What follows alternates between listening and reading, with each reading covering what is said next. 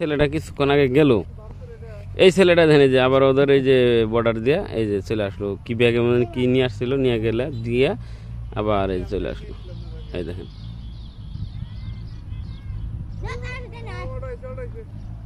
দাঁড়াও ছোট ভাই, তুমি হিন্দি কইতে পারো নাকি? দাঁড়াও একটু, আরে দাঁড়াও। এই তুমি এই যে ভারতে গেলা, আজ কি দিয়ে থুয়ে চলে আসলা? তুমি হিন্দি কইতে পারো নাকি? কও। এই ছোট ভাই, আরে কও একটু হিন্দি কও। হ্যাঁ পাও না? তুমি মুসলমান? ওই ছেলেটা হলো বাংলাদেশের, ওই ছেলেটা হলো ইন্ডিয়ান। কেবল এই যা ব্যাগে করে কি যেন নিয়ে এসে দিয়ে সোজা যে এখন যে এটা আমাদের বাংলাদেশে তারা ঢুকে গেল।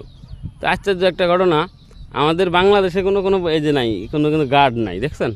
আর তারা ওই জায়গায় বিভিন্ন জায়গায় টহল বসায় রাখছে, কিন্তু আমাদের বাংলাদেশে কিন্তু নেই। এই ছেলেটা হয়তো যে কোনো জিনিস বাংলাদেশ থেকে নিছে, যে জিনিসটা ওই দেশের দাম বেশি এই দেশের দাম কম, অবশ্যই এই জিনিসগুলো নিয়ে হেরে সে সুন্দর করে দেয়, হেরে ব্যাগ নিয়ে গেলো, কিন্তু নিয়ে সুন্দর করে ঢুকে দিয়ে আসলো। এই হলো বাংলাদেশের অবস্থা আর ইন্ডিয়ার সাথে সম্পর্ক। আসসালামু আলাইকুম।